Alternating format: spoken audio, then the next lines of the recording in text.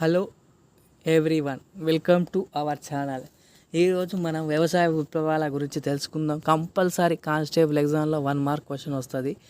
అంటే ఏ వ్యవసాయ అంటే నీలి విప్లవం అంటే దేని గురించి చెప్తుంది, బూడిద విప్లవం అంటే దేని గురించి చెప్తుంది.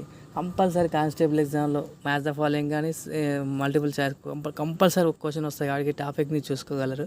ఫస్ట్, హరిత విప్లవం ఆహార ధాన్యాల గురించి. ఎరుపు విప్లవం మాంసం టమాటా. నీలి విప్లవం చేపల ఉత్పత్తి. శ్వేత విప్లవం పాల ఉత్పత్తులకు సంబంధించింది. పింక్ విప్లవం రొయ్యల ఉత్పత్తికి సంబంధించింది.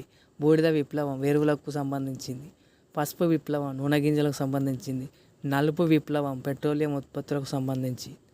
వెండి విప్లవం గుడ్ల ఉత్పత్తికి సంబంధించింది. గోల్డెన్ ఫైబర్ విప్లవం జనపనారకు సంబంధించింది. బంగారు విప్లవం పండ్లు తేనెకు సంబంధించింది.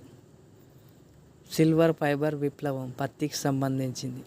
గోధుమ విప్లవం తోళ్ళకు సంబంధించింది. కంపల్సరీ ఈ టాపిక్ నుంచి కానిస్టేబుల్ ఎగ్జామ్లో 1 మార్క్ వస్తుంది. కాబట్టి ఈ టాపిక్ని చూసుకోగలరు. ఈ టాపిక్ సంబంధించిన పూర్తి వీడియో మన ఛానల్లో ఉంది కాబట్టి అక్కడ వెళ్ళి చూడవచ్చు. Okay, thank you.